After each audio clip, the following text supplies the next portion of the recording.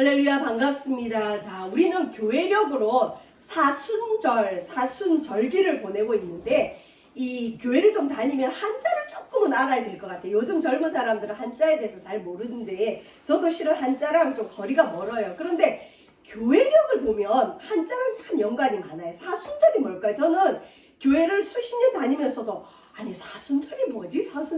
참 궁금했어요. 근데 이게 한자인데 넉삭자야.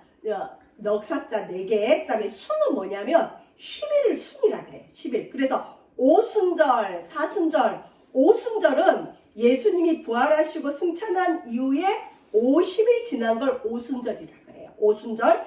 사순절 하면 며칠일까요? 40일. 자, 사순절기는 뭐냐면 우리 2022년의 부활주일은 4월 17일 주일이에요. 자, 부활주일을 앞두고 주일을 뺀 40일을 사순절이라 그래요. 그래서 주일은 왜 빼느냐?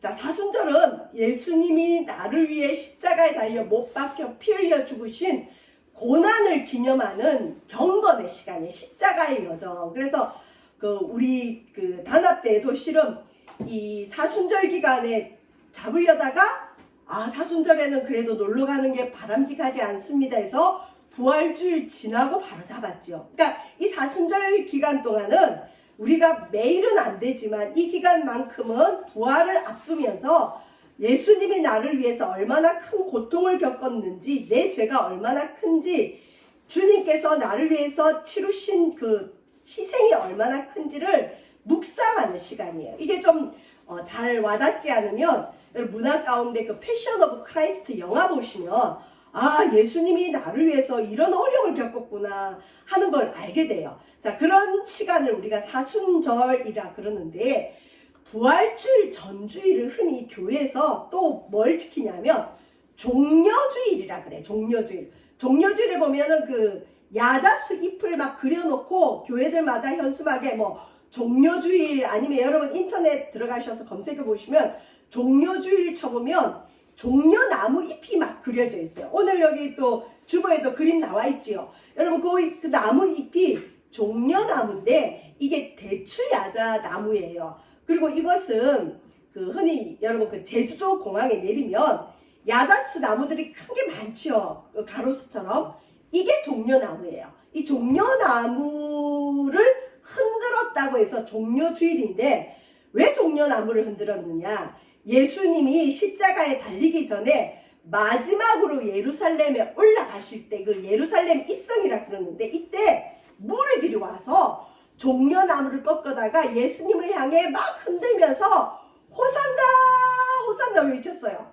이 무슨 애들 장난 같지? 애들 왜 옛날에 막 뛰어놀면서 나무까지 흔들면서 대장놀이하고 그러죠. 그것처럼 예수님이 예루살렘에 들어갈 때 무리들이 뭘 하느냐?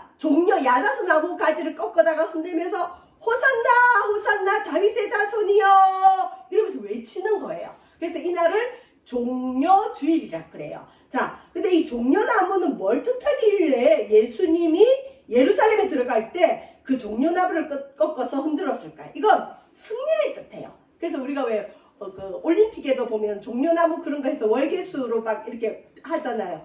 승리. 옛날에 고대에는 왕이나 장군이 어떤 전쟁에서 승리하고 오면 개선 장군이 입성할 때 그 도시에 들어올 때 국민들이 환호하면서 와 우리 장군이 승리했다 우리 왕이 승리했다 그러면서 이 종려나무 가지를 흔드는 의식이 있었어요. 자, 이거하고 그러면 예수님은 무슨 상관이 있는지 한번 보겠습니다. 자, 오늘 읽은 마태복음 21장을 흔히 예루살렘 입성이라 그러는데 예루살렘에 예수님이 살아생전에 몇 번 가셨어요. 근데 오늘 마태복음 21장은 예수님이 죽기 전에 마지막으로 이제 예루살렘에 가는 거예요. 예수님 어릴 때도 예루살렘 가셨거든요. 왜냐하면 이스라엘 백성들은 1년에 3차례 남자들은 이 예루살렘 성에 가서 절기를 지키도록 되어 있습니다. 1절 보시면 그들이 예수님과 제자들이 예루살렘에 가까이 가서 감람산 벳박에 이르렀을 때에 예수께서 2 제자를 보내시며 이렇게 되어 있습니다. 자, 예루살렘은 오늘날로 말하면 종교와 정치와 문화의 중심지예요. 그 유대 땅의 중심지고 권력이 모여있는 곳이고 그 다음에 문명이 모여있는 곳이에요. 또 종교가 모여있는 곳이에요. 이 예루살렘에는 종교 지도자들이 많았는데 예수님이 예루살렘에 이제 올라가십니다.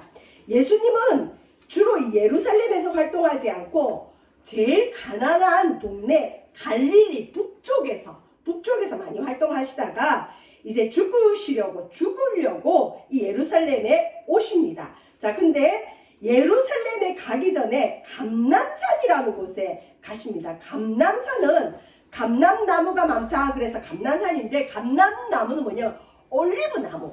자, 이 팔레스타인 지역에는 올리브나무가 많은데 이 감람산을 왜 가셨을까요?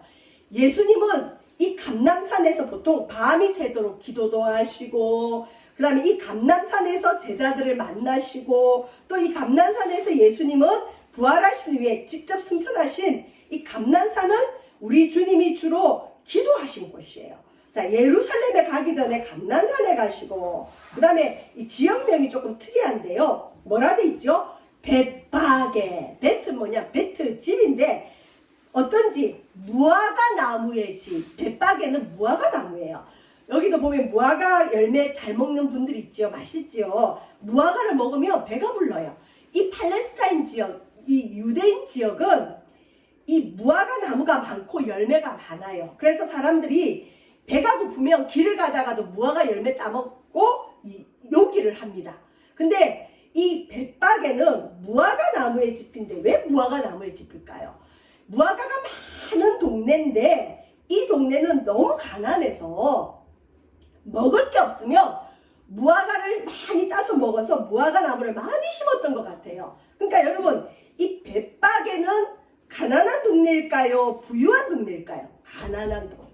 그러니까 먹을 게 없을 걸 대비해서 무화과 나무를 더 많이 심어 놓는 동네. 여기는 나오지 않지만 여러분 이 누가복음이나 마가복음, 요한복음에 보면 예수님이 예루살렘 마지막으로 가기 전에 또 어디를 들으냐면 베단이라는 곳을 들어요. 베단이는 여러분 그 죽은 나사로가 나흘 만에 살아난 그 동네인데 베단이는 어떤 동네냐?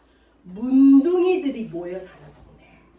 여러분 지금은 이 한센시병이라 해서 우리가 문둥병자를 만나기가 쉽지는 않은데 이 당시만 해도 문둥병자들이 어떤 한 지역에 몰려 살았던 것 같아요. 그곳이 베단이었어요.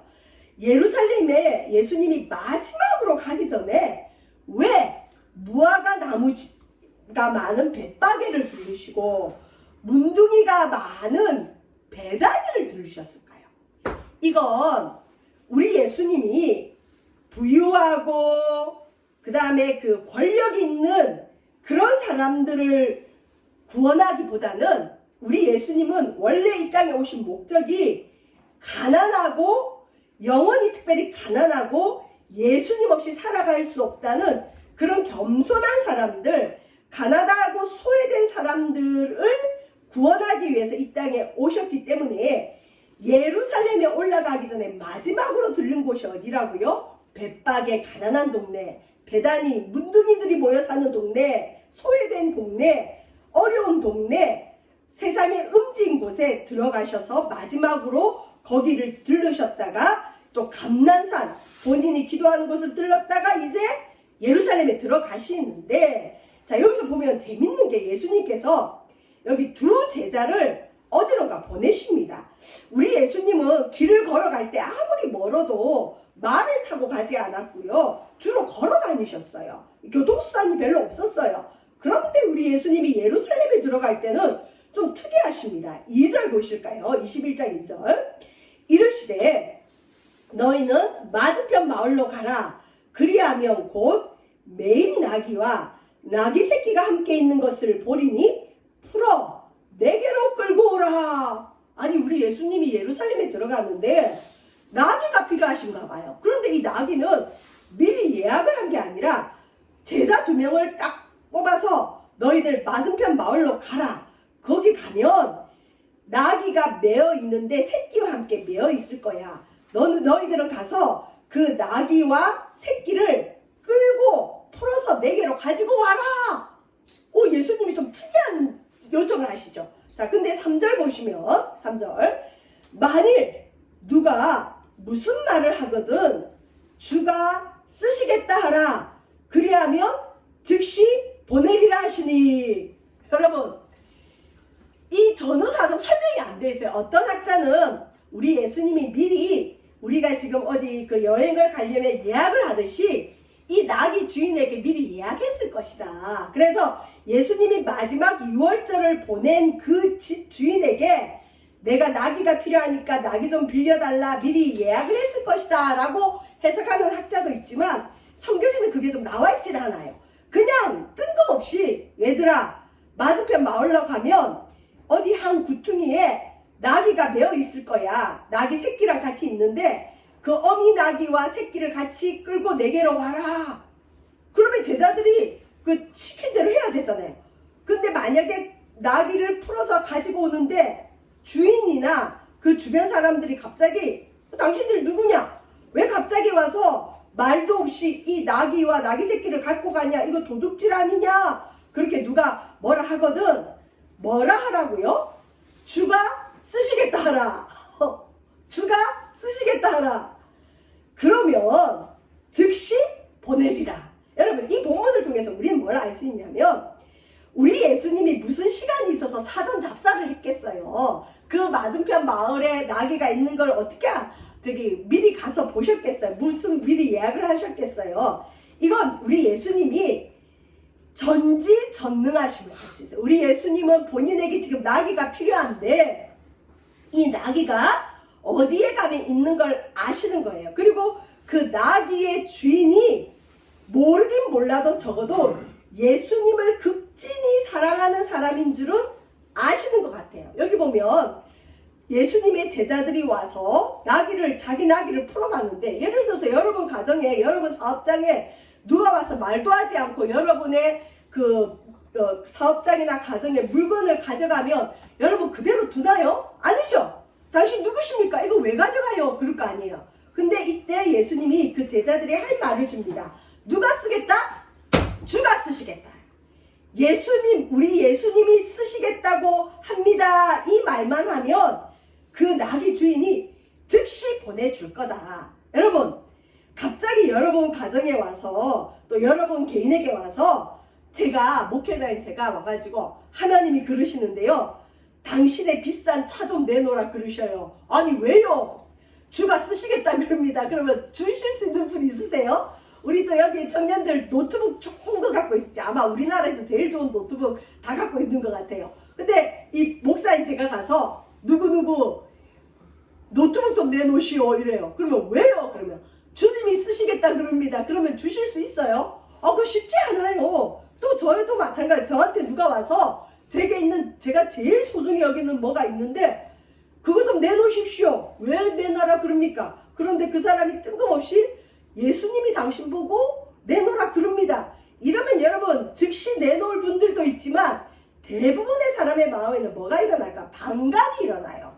아니 저 사람이 뭔데 나는 듣지도 못한 하나님의 음성을 내게 들려준다고 와서 주님이 쓰시겠다고 내놔라 그러지? 기분 나쁠 수 있죠. 근데 실제로 여러분 이 본문을 잘못 해석해서 우리 기독교 안에 이제 흔히 부흥회 같은 거 하면 부목사님이 그냥 밑도 끝도 없이 뭐 내놔라 그러는 경우가 있어요. 그래서 실은 교회가 오해를 받는 경우가 많아요. 근데 여러분 여기 성경에 보면 이 좋은 성경책 밑에는 보면 각주가 있어요. 각주. 여기 보시면 그리하면 즉시 보내리라 라는 이 말씀 앞에 쬐그만하게 뭐가 돼 있죠? 1번이라 돼 있죠. 그 1번을 오른쪽이나 왼쪽 아래 보면 1번 가로에서 이걸 뭐라고 해석해 돼 있죠? 또는 즉시 돌려보내리라. 이 말은 뭐냐면 예수님이 우리 인간의 소유권을 함부로 침범하지 않아요. 물론 예수님은 이 나귀의 주인의 주인이시고 천지 만물이 다 우리 하나님의 것이고 예수님의 것이지만 우리 예수님은 그 주인에게 허락도 없이 뺏어가는 분이 아니라는 거죠. 굉장히 인격적인 분이죠. 자, 그리하면 즉시 보내리라 이 말을 다르게 해석하면 어떻게 한다고요? 즉시 돌려보내리라. 그러니까 사용해서 이 낙이 사용하고 다시 돌려주겠다. 이 약속을 하고 낙이 빌려오라는 거죠. 저와 여러분, 우리 예수님은 우리의 소유권을 인정하시지만 주님이 쓰시겠다고 할 때 기쁨으로 내놓을 수 있는 사람은 믿음이 있는 사람이에요. 그 다음에 억지로 주님을 원하지 않고 우리 주님은 주님을 사랑하는 사람에게 이 말을 하면 그 사람은 아마 즉시 줄 거예요. 아니 내가 주님도 모르고 예수님도 모르고 예수님 사랑하지 않는데 예수님이 원하니까 내놓으시오 그러면 뺏기는 것 같고 기분 나쁘죠. 우리 주님은 그게 아니라는 걸 여러분 잘 기억하시고 우리 주님은 본인에게 필요한 나귀를 주님이 주인이기 때문에 누구에게든 요청할 수 있고 쓰고 돌려주시고 또 그 요청할 수 있는 사람을 아무나에게 하지 않고 주님이 달라고 할 때 기쁨으로 줄 수 있는 믿음의 사람, 예수님을 사랑하는 사람에게 요청하시죠. 자, 어쨌든 이 얘기를 하니까 자 4절에 보면 그러면 우리 예수님은 이제까지 말도 안 타고 다니셨는데 왜 갑자기 나귀가 필요하다고 나귀 데리고 오라고 그러실까요? 4절에 보시면 이는 구약의 선지자를 통하여 하신 말씀을 이루려 하심이라. 우리 예수님은 자기 마음대로 뭘 하지 않으셨어요. 그분이 비록 하나님이시고 하나님의 아들이어도 늘 하나님께 기도해서 물어보시고 우리 예수님이 이 땅에 하신 대부분의 일들은 구약의 예언을 이루시는 일이에요. 그러니까 자기 마음대로 폭행을 막 행하듯이 폭력적으로 자기 원하는 대로 하는 게 아니라 구약의 말씀을 따라 우리 예수님도 순종하십니다. 자, 이거는 구약의 말씀을 이루기 위해서 하신 행동인데 5절에 보시면 시온 딸에게, 여기서 시온은 예루살렘을 뜻하거든요. 예루살렘 백성들에게 이르기를 너의 왕이, 예루살렘의 왕이, 유대인의 왕이 너희들에게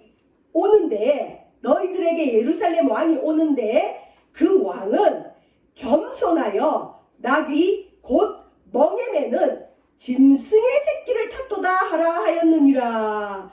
여러분 이 예언의 말씀은 이사야서와 구약의 스가랴라는 말씀에 예언되어 있어요. 그러니까 예수님이 왕으로 이 땅에 예루살렘에 들어갈 때에 그냥 걸어서 가거나 말을 타고 가는 게 아니라 뭘 타고 간다고요? 나귀 새끼. 그냥 나귀도 아니고 나귀 새끼를 타고 들어가신다고 예언이 돼 있어요. 그래서 예루살렘에 나귀 새끼 타고 들어가는 분이 누구라고요? 왕이고 메시아라는 예언이에요. 수천 년 전에 예언돼 있어요. 자, 이 구약의 얘기를 하니까 6절에 보니까 제자들이 우리 예수님이 그냥 갑자기 나귀가 욕심나서 그러시는 게 아니고 그냥 다리가 아파서 나귀 타려고 그러신 게 아니라 구약에 예언된 대로 하시려고 그러구나. 그래서 제자들이 6절에 보면 가서 쉽지 않죠.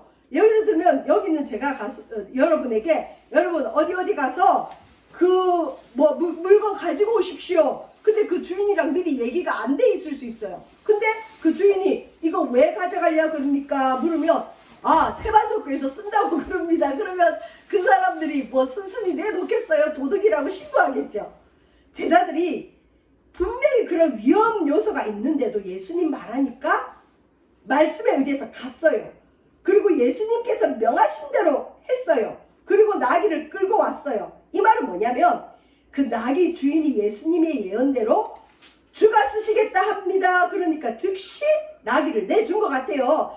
나귀 한 마리만 아니고 나귀와 나귀 새끼를 같이 데리고 왔어요. 자, 7절 보시면 나귀와 나귀 새끼를 끌고 와서 자기들의 겉옷을 그 위에 얹으며 예수께서 그 위에 타시니. 자, 여러분 보십시오.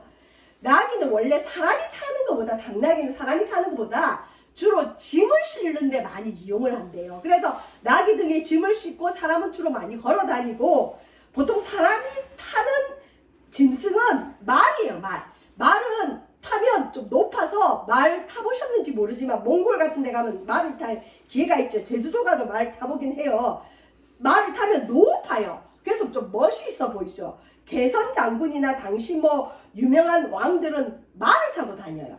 그런데 이 나귀는 말보다 키가 작아요. 그래서 여러분 나귀도 키가 작아서 웬만하면 안 타고 그냥 애를 태우거나 짐을 싣고 사람이 걸어가는데 우리 예수님이 나귀를 탄 것도 아니고 뭘 탔다고요? 나귀 새끼를 탔어요. 근데 예수님은 장정이잖아. 키가 얼마 되시는지 모르지만 일단 어른이에요. 한번 상상해 보시면 여러분, 애들 어릴 때 타는 네발 자전거 있죠. 네발 자전거를 어른 아빠가, 어른 엄마가 그걸 탄다고 생각해 보세요. 다리가 아마 아래 닿아서 질질질 끌어야 돼요. 자전거는 쬐그만한데 어른은, 큰 어른이 그걸 타요. 여기 그림에도 그렇게 나와 있죠. 아니, 나귀도 있는데 왜 나귀 새끼를 타요? 근데 이 나귀 새끼는 이 성경에는 나오지 않지만 다른 복음서에 보면 이제까지 아무도 타보지 않은, 멍에를 내보지 않은, 집을 실어보거나 사람을 태워보지 않은 그냥 순수한 그 새끼예요. 이 사람도 태워보지 않고 짐도 실어보지 않은 이 나귀 새끼 위에 예수님이 올라타셨어요. 이 모양이 멋있을까요? 여러분, 우스울까요? 우스워요. 아니, 예수님 만왕의 왕이라면서요. 하나님 아들이라면서요. 우리 예수님 신이라면서요. 그런데 뭐 탈 게 없어서 말도 아니고 나귀도 아니고 나귀 새끼를 탈까요? 우습게. 자, 그 다음에 이 나귀 새끼에 안장이 있어야 예수님이 타잖아요. 그런데 예수님이 왕으로 예루살렘에 입성하는데 안장도 없어가지고 여기 뭘 대신 안장으로 했죠? 제자들의 겉옷. 제자들의 여러분 직업이 뭐였죠? 어부들이 입는 옷이, 겉옷이 멋있을까요? 지금 여러분이 입고 있는 옷처럼 뭐 깨끗하고 멋있었을까요? 아니에요. 그냥 작업복 같은 옷이겠죠. 근데 제자들이 예수님이 나귀 새끼 위에 앉으려니까 안장이 없어서 안 되잖아요. 그러니까 자기들의 그 겉옷을 예수님 그 타실 나귀 새끼 등에 얹었어요. 그런데 또 우리 예수님은 그것에 대해서 불평도 하지 않고, 아니 너희들은 왜 이렇게 준비성이 없느냐, 나귀 데리고 오면서 안장 하나 사갖고 오지 왜 그냥 왔느냐 이럴 수 있는데, 뭘 따지지 않고 묻고 따지지 않고 제자들도 그냥 있는 그대로, 예수님도 그냥 자기한테 해주는 대로. 기분 나쁠 수 있잖아. 내가 그래도 너희들 선생이고 내가 하나님의 아들이고 그래도 내가 이제 예루살렘에 들어가는데 나를 지켜보는 수많은 무리가 있고 나를 시기 질투하는 대제사장과 서기관이 있는데 좀 폼 좀 나게 좀 준비 좀 하고 갖추지. 너희들 너무 성의가 없는 거 아니야? 충분히 그럴 수 있는 입장이에요. 근데 보십시오. 제자들도 생각이 없고 우리 예수님도 생각이 없는 건지 어디 가서 나귀 새끼 하나 끌고 오더니, 나귀하고 나귀 새끼를 끌고 오더니 나귀를 타는 것도 아니고 나귀 새끼를 가지고 와서 예수님 타시라고 그 뒤에 자기들의 그런 작업복 같은 옷을 얹어주니까 또 우리 예수님은 좋다고 그 위에 올라타시네요. 근데 그 나귀 새끼가 또 사람이나 짐을 처음 실어봤기 때문에 처음에 제대로 걸었겠어요? 좀 걷다가 분명히 엎어지고 뒤뚱뒤뚱하고 아마 굉장히 우스꽝스러운 모습일 거예요. 자, 그렇게 타는데 8절에 보면 여기에 무리들이 있어요. 무리들. 근데 이 무리들 중에는 대부분 서민들, 평민들이지 대제사장이나 당시 종교 지도자들이, 서기관들이 있다는 얘기는 없어요. 군인들이 있다는 얘기는 없어요. 그냥 평범한 사람들, 무리들 대다수가 여러분 자기들의 옷을 길에 펴주는 거예요.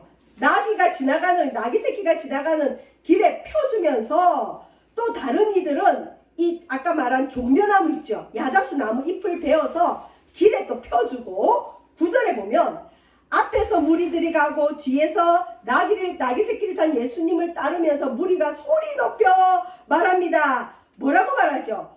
호산나 다윗의 자손이여, 찬송하리로다 주의 이름으로 오시는 이여, 가장 높은 곳에서 호산나 하더라.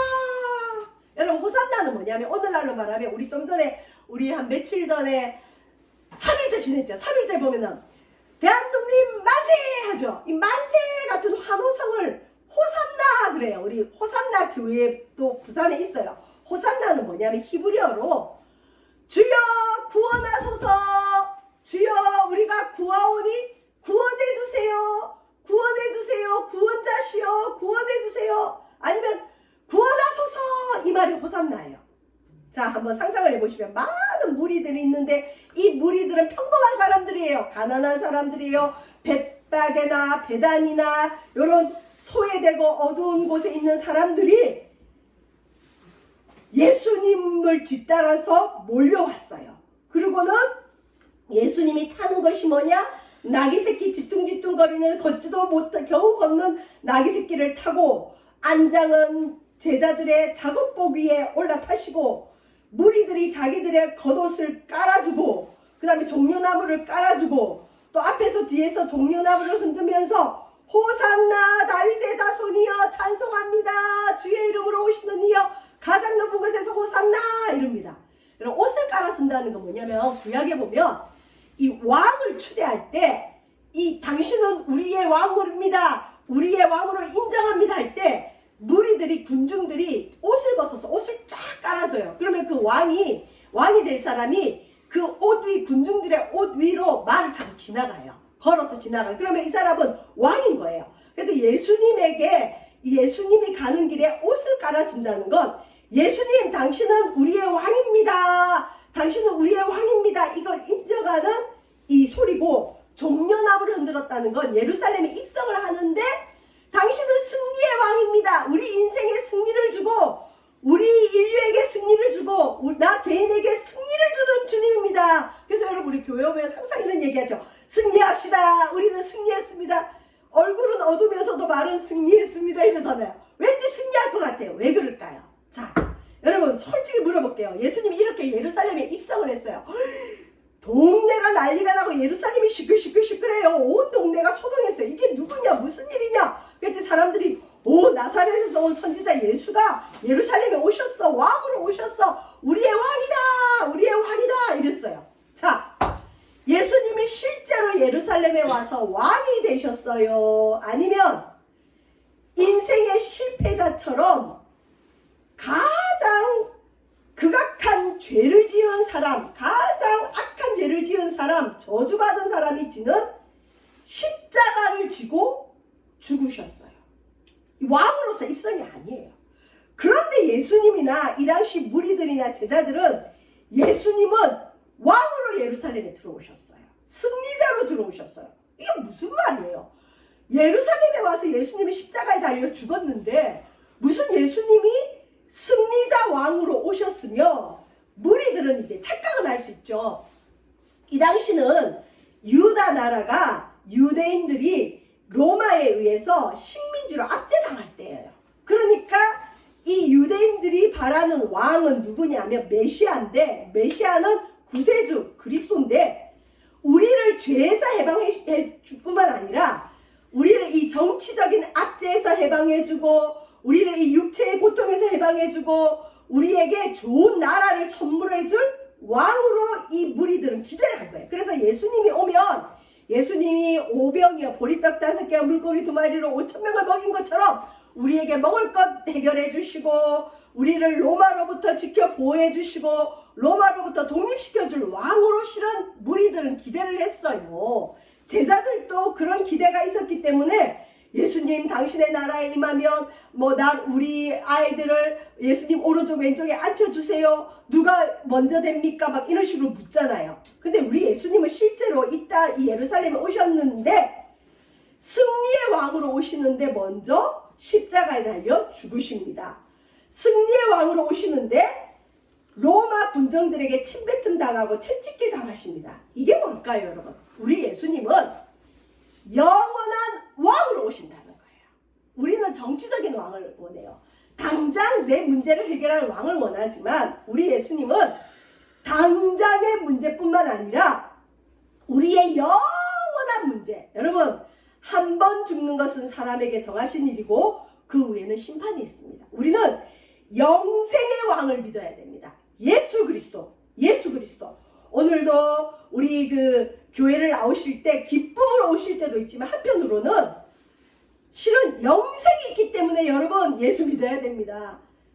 천국과 지옥이 없다면 예수 믿을 필요가 없어요.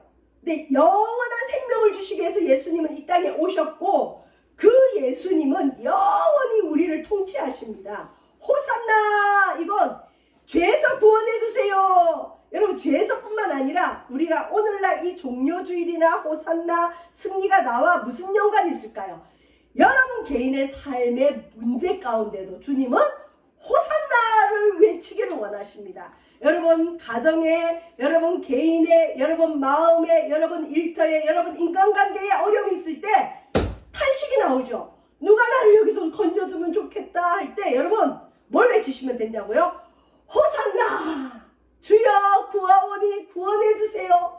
주여 구하오니 구원해주세요. 여러분 이 호산나는 2000년 전에 예루살렘에서만 외쳐지는 호산나가 아니라 오늘 이 시간 우리에게도 외쳐져야 될 호산나예요. 여러분 문제도 주님은 호산나로 임하십니다. 어떤 분은 그래요. 아니 교회 가면 맨날 병 낫게 해달라 기도하고 돈 벌게 해달라 기도하고 뭐 아이들 잘 되게 해달라 기도하는데 그거 기복신앙 아니냐? 물론 기복신앙이에요. 여러분 우리가 이 땅의 문제만을 위해서 어떤 신을 쫓는 걸 기복신앙이라 그래요. 근데 그게 다 나쁜 건 아니죠. 여러분 솔직히 말하면 죽어서도 가는 것이 천국이지만 이 땅에서 천국을 누려보지 못한 사람이 천국을 기대할 수 있을까요? 이 땅에서 내가 기도 응답을 맛보지 못하고 이 땅에서 내 문제 하나 해결해본 기도로 경험해보지 못한 예배로 경험해보지 못한 사람이 영원한 천국의 하나님을 믿을 수 있을까요? 힘들어요. 예수 믿는 재미 중에 하나는 뭐냐? 이 땅에서의 문제 속에서도 주님은 호산나로 오기를 원하신다는 거죠. 여러분의 문제 가운데 주님은 승리를 주시는 걸 믿으시길 바랍니다. 우크라이나에도 지금 호산나가 필요해요. 지금 너무 많은 그 우크라이나의 희생자들이 나오더라고요. 여러분 거기에 전쟁이 우리와 상관이 없다고요? 아니요, 우리하고 상관이 있어요. 우리 지금 당장 보면 뭐가 많이 올랐죠? 기름값이 너무 많이 올랐어요. 또 전쟁이 지금 장기화돼서 그 옆에 폴란드도 이제 공격할 것 같고 그러면 이제 전쟁이 길어지면 우리에게도 많은 어려움이 오게 돼 있습니다. 여러분 이 땅의 문제에도 우리 주님은 호산나로 임하시고 궁극적으로는 영원한 생명의 호산나 우리의 죄 문제를 해결하시고 우리의 죄 문제를 해결하셔서 우리를 영원한 천국으로 이끌어 가시는 호산나로 우리 주님은 임하시는데 자, 이 승리가 있기 전에 제자들이나 무리들은 당장 하나님 나라가 올 줄 알았어요. 당장 예수님이 다윗 왕과 같이 로마인들 쫓아내고 자기들을 독립시켜 줄 줄 알았는데 그 예수님이 십자가에 달려 무기력하게 죽어버렸어요. 실패했죠. 우리의 왕은 여러분 권력을 가지시기 전에 승리를 가지시기 전에 먼저 희생하시는 분입니다. 십자가가 없었다면 진정한 호산나는 일어나지 않아요. 왜? 죄가 있는 곳에 하나님의 승리는 오지 못합니다. 하나님도 죄를 어찌할 수 없으니까 구약에는 수많은 짐승을 죽였고요. 우리의 죄를 어찌할 수 없으니 우리는 죄가 있으면 절대 승리하지 못해요. 죄가 있으면 마음이 우울해요. 죄가 있으면 하나님을 불러도 하나님 멀리 있는 것 같아요. 죄 문제를 해결하기 위해서 자기 하나밖에 없는 아들을 십자가에 달려 죽게 하신 거예요. 그래서 우리의 왕은 그냥 와서 나를 믿어라 그리고 우리를 누르는 분이 아니라 우리를 위해 먼저 희생을 감당하신 우리를 위해 자기의 생명을 주신 그 왕이시라는 거. 그래서 우리가 누리는 이 호산나의 축복에는 호산나의 승리에는 반드시 예수님의 십자가가 먼저 있었습니다. 저와 여러분 우리가 누리는 이 승리가 거저 승리가 아니라 예수님의 십자가의 희생에 이루어진 승리인 걸 믿으시길 바랍니다. 궁극적으로 우리 예수님은 십자가에 달려 죽었지만 며칠 만에 부활하셨죠? 3일 만에. 그리고 제자들이 보는 눈앞에서 하늘로 올라가셨어요. 그래서 영원한 승리를 우리에게 주셨기 때문에 승리자 예수 그리스도. 그래서 종려나무를 충분히 흔들어도 돼요. 그때 당시는 예수님이 십자가에 달려 죽어버려서 예수님은 실패자다, 망한 자다, 저주받은 자다 했지만 3일 만에 다시 살아나시고 부활하시고 승천하심으로 말미암아 그 당시 유대인들 뿐만 아니라 전 인류의 승리자가 되어주신 우리 예수님이십니다. 또한 우리 예수님은 여러분 왜 나귀 새끼를 탔을까요? 겸손하신 거. 이 당시 예루살렘은 우리나라와 비슷하게 수시로 그 주변의 적대국들이 쳐들어왔어요. 여러분 전쟁이 일어나면 지금 그 러시아와 우크라이나가 전쟁해보니까 어때요? 강한 그 권력 앞에 얼마나 많은 평민들과 서민들이 고통을 겪어요. 무서울 거예요. 이 당시 예루살렘에도 두려움이 있어요. 무슨 두려움이 있냐? 누군가 왕이나 장군이 입성한다 그러면 두려움이 있어요. 우리를 와서 해치지 않을까. 특별히 이 당시에는 예루살렘을 누가 다스렸냐면 여러분 사도신경 고백할 때 빌라도라는 사람이 다스렸어요. 이 사람을 보통 로마 총독으로 보는데 이 사람을 로마 총독이라기보다는 이 행정관으로 봐요. 근데 이 빌라도가 자기가 좀 출세하기 위해서 이 그 예루살렘에 많은 군인들, 말을 탄 군인들을 데리고 이 그 로마 황제의 얼굴이 그려진 깃발을 가지고 예루살렘을 시가 행진을 하듯이 이 개선 행진을 하려고 한 적이 있어요. 근데 여러분 유대인들은 우리 기독교인들보다 더 철저하게 유일신론자들이에요. 이 깃발에 로마 황제 얼굴이 새겨져 있는 것을 맨 앞에 내세우고 그 다음에 많은 군인들이 말을 타고 그 예루살렘 성을 돌려갔을 때 유대인들이 그 로마 황제의 얼굴 앞에 절을 하도록 시켰어요. 근데 유대인들은 나 외에 다른 신에게 절대 절할 수 없다. 우상 숭배다 해서 우상 숭배할 때는 죽는 거거든요. 우리도 그렇잖아요. 어디에 절하지 않잖아요. 사람에게 절하지 않아요. 숭배하지 않아요. 근데 그 당시 빌라도가 너희들은 로마 황제를 숭배해야 된다. 그리고 깃발에 얼굴 새겨놓고 첫 예루살렘에 군인들하고 들어오려고 할 때 유대인들이 목을 이렇게 끄집어내가지고 자기들 목을 치고 들어가라 그러고는 저항한 적이 있어요. 그러니까 이 당시 예루살렘은 누군가 개선장군, 누가 말을 타고 온다, 무슨 환영식을 한다 이러면 이 사람들은 겁이 나는 거예요. 우리 죽이러 오나? 우리 예수님은 그래서 절대 말을 타지 않고 위협이 되지 않게 예루살렘 주민들이 놀라지 않게 나귀 새끼를 타고 꼭 어린애들 무슨 장난하듯이 쫄랑쫄랑쫄랑 들어가시고 또 이렇게 나귀를 타고 들어오니까 누구든 친근하게 오는 거예요. 누구든. 여러분 왕이 막 그 말을 타고 무기 들고 들어오면 겁이 나서 옆에 못 가요. 근데 우리 예수님처럼 안장도 없고 나귀 새끼 타고 쫄랑쫄랑 다리를 질질 끌면서 사람들이 또 옷을 벗고 종려나무 흔들면서 무슨 놀이하듯이 들어오니까 누구든 이 예수님의 행진에 예루살렘 입성에 참여할 수가 있잖아요.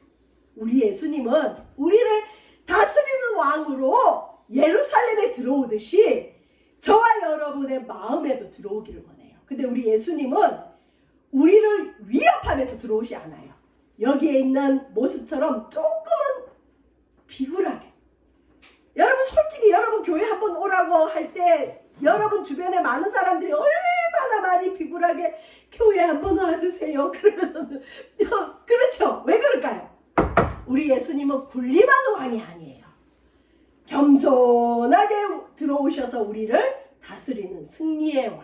저와 여러분 하나님에 대해서 우리가 오해하지 말고 우리 예수님처럼 저와 여러분도 겸손하게 나아가고 무엇보다 우리 예수님은 겸손의 왕으로 우리를 부르셨고 우리를 다스리는 왕으로 무엇보다 승리를 주는 왕인 걸 기억하시고 이 시간 여러분의 마음에 있는 문제들 정말 주님이 아니면 해결할 수 없는 문제들 호산나 호산나 호산나 주여 구원하소서.